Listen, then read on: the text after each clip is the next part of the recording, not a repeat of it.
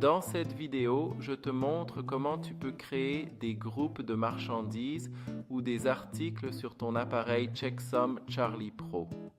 Sur le portail Checksum, tu accèdes à la page de configuration en cliquant sur le bouton « Gérer ta caisse ».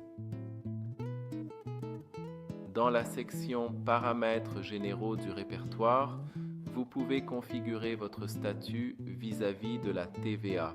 Vous avez également la possibilité d'entrer votre numéro d'identification unique et de procéder à l'enregistrement en cliquant sur le bouton approprié. Dans la section Mes produits, vous avez la possibilité de renseigner vos articles en cliquant sur Ajouter un article. Il vous est maintenant possible de donner un nom à cet article, par exemple Service ID. Vous pouvez également préciser si cet article possède un prix fixe ou non. Par la suite, il est possible de décider si le prix doit être modulé à chaque vente et saisi manuellement. Une autre option est de spécifier le taux de TVA applicable à cet article avant de cliquer sur Enregistrer.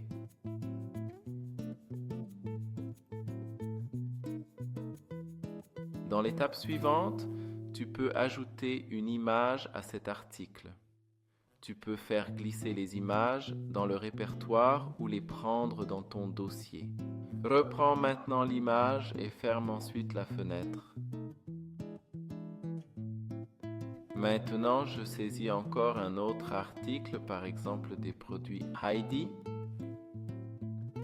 J'ai le pouvoir de décider du tarif fixe et de déterminer le taux de TVA qui lui correspond. Ensuite, je procède également à l'enregistrement de cet article. Et j'ajoute une image correspondante. Je suis dorénavant en mesure de renseigner les informations d'une autre personne ou de saisir un article avec un prix fixe. Pour le tri, je peux simplement déplacer les articles jusqu'à ce que cela me convienne et je termine le tout en enregistrant.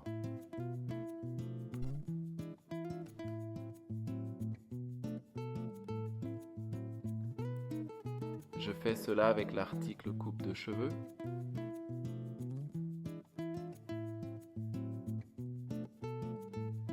On peut constater que cet article possède un prix fixé à l'avance.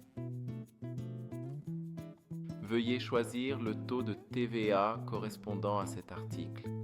Enregistre le tout. N'oubliez pas de rajouter une image en lien avec cet article. Enregistre et ferme la fenêtre.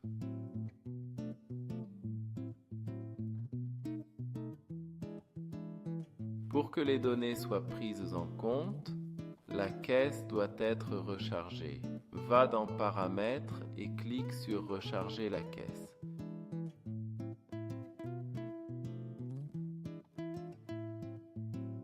Pour commencer la procédure de vente, je sélectionne d'abord les services ID.